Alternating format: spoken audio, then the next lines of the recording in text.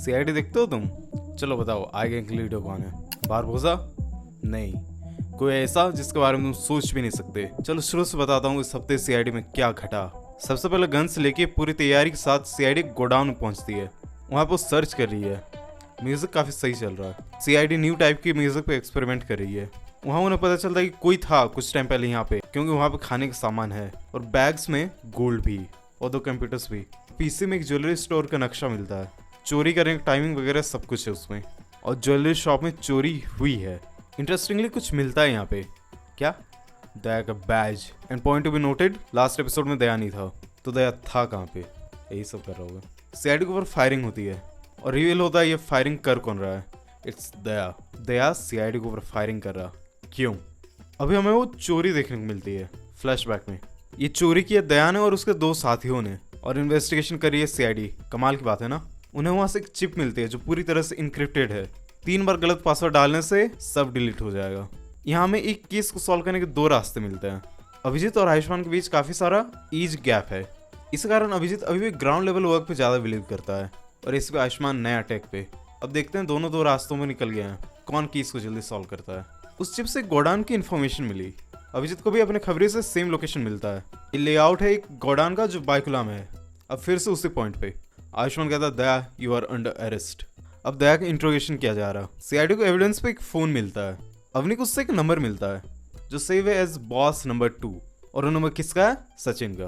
पंकज कहता है सीआईडी की सैलरी बढ़नी चाहिए, शायद इन्होंने लोन लिया और चुका नहीं पा रहे इसलिए रॉबरी कर रहे हैं। Point to be noted my Lord. अब दया गुनहगार है या सचिन? सीआईडी में जब से आई गैंग का और इसी प्रतिवन के डेथ की स्टोरी लाइन चलाया जा रहा है, तब से सीआईडी के सारे कैरेक्टर्स को ग्रे लाइट में दिखाया जा रहा है। इसलिए तुम एज ऑडियंस सोचो कि कौन है गद्दार। एक क्राइम शो के एक मेन पार्ट भी होता है, पर अभिजीत की टोनी वाली स्टोरी लाइन को आगे एक्सप्लोर क्यों नहीं किया गया? उसे अधूरा ही छोड़ दिया गया। और अब दया सचिन दोनों ग्रे शेड में दिखाया जा रहा। पंकज फिर पहुंचते सचिन के घर। सचिन को कॉल आता किसी का, तुझे सीआईडी लेने आई है, निकल वहां से। अभी ये इन्फॉर्मेशन किसने लीक की कि सीआईडी सचिन को अरेस्ट करने जा रही है? क्योंकि ये तो सिर्फ सीआईडी के अंदर वालों को ही पता है। To be specific, Avni, Ayushman, Pankaj, Purvi और Abhijeet. Sachin sim card phone से निकाल कर डिस्ट्रॉय कर देता है। चाय बनाने के बहाने सचिन फरार, और वो भी सीआईडी गाड़ी के टायर फ्लैट करके।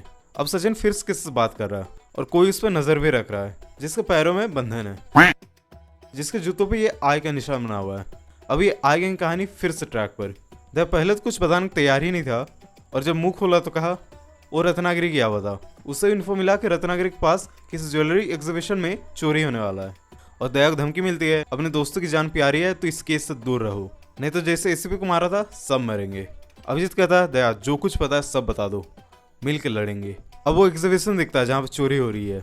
कुछ लोग आते हैं विद मास्क ऑन और जूतों में आई का निशान। सचिन उनका ध्यान भटकाने की कोशिश करता है तो उन्हें सचिन का ईयरबड मिल जाता है, तो उन्हें सचिन पर शक होता है। उन्हें पता चलता है कि सचिन पुलिस वाला है। अच्छा, एक और चीज़ नोटिस किया, ये वही कुर्ता है जो उस प्रोमो में देखने को मिला था, मतलब इससे भी आने वाला है इस एपिसोड में या इसके बाद वाला एपिसोड में। रॉबर्ट्स चोरी करके वहाँ से भाग जाते हैं। दया उनके पीछा करता है। वो सब अलग अलग दिशा में चले जाते हैं। दया एक ही गाड़ी का पीछा कर पाता है और उस गाड़ी में उसको कुछ मिलता भी नहीं। बट इंटरेस्टिंगली दया को जंगल में टेंट मिलता है, वहाँ कोई रह रहा है। उसे एक बॉक्स मिलता है जिसमें कुछ ज्वेलरी और कुछ कीमती पत्थर मिलते हैं, और यहाँ पे मारता है इसी प्रतिवन एंट्री। प्रेजेंट टाइम में एपिसोड 31 के बाद इसी प्रतिवन का पहला विजुअल।